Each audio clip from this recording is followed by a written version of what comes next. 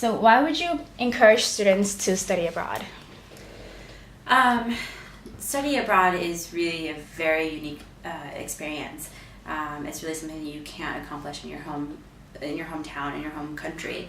While there is this atmosphere of having international students and international culture and classes for international areas or different language studies, it's really not the same thing as being immersed in that culture and being able to experience these things that you read in a book. It's one thing to read something in a book or online or to watch a TV show or a movie, but to come here and really be immersed in the culture and in the language, to have the local pronunciation, the local dialect, to eat the same food, to experience whether it's the super fresh air in mountains or the pollution in Beijing, to experience the same thing that everyday people here in the country abroad.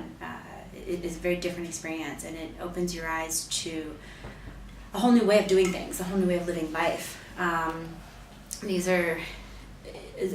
People live life in a very, very, very different way than you're used to at home, and without the experience of understanding how different people live, it's really hard to think that to not think that the way you do things is the best way and the only way to do things. So it really does it opens up your brain in a new way to help study and help learn other subjects as well. And why is it important to spend a short period of time, if, for example, a semester, a summer, a year, as opposed to just coming to travel for like 10 days and then just leaving? Why is study abroad itself is much more, what other benefits does that have for the students? Sure. Of course, a lot of students always ask me, why study abroad? You can get the language experience in a classroom back home. But studying abroad, you do get the language experience from local teachers, you get the Chinese instruction here. But in addition to, if you're coming as a tourist and you're only here for a week or even for a week-long program, where you're taking classes here, trying to understand, you see some of the things. You get to see kind of the surface of China or Europe or anywhere you go.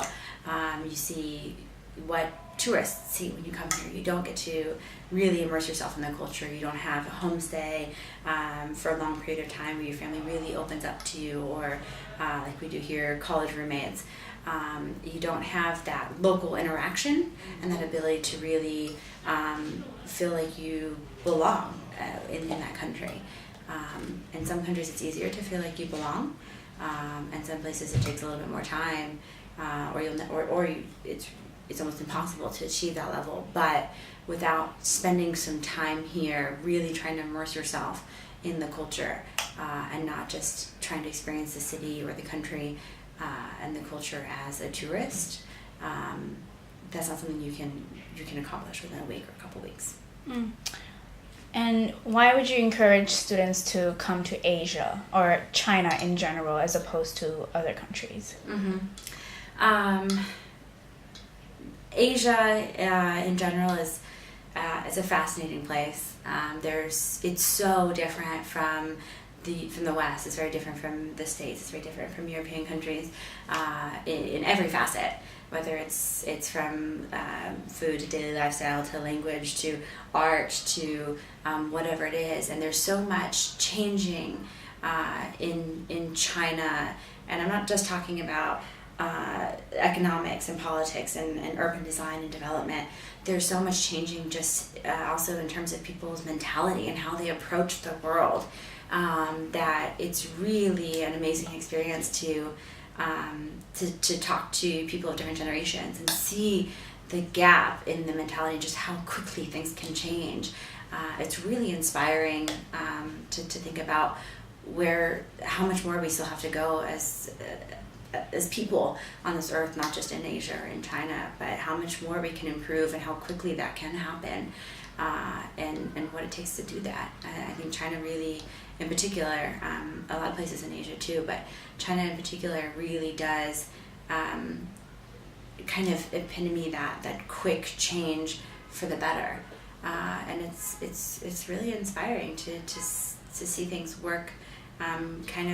You also have the politics, the Communist Party, yes, but then also capitalism that kind of drives this country and drives this mentality change in a lot of ways too. So kind of watching that contradiction and globalization affect how they developed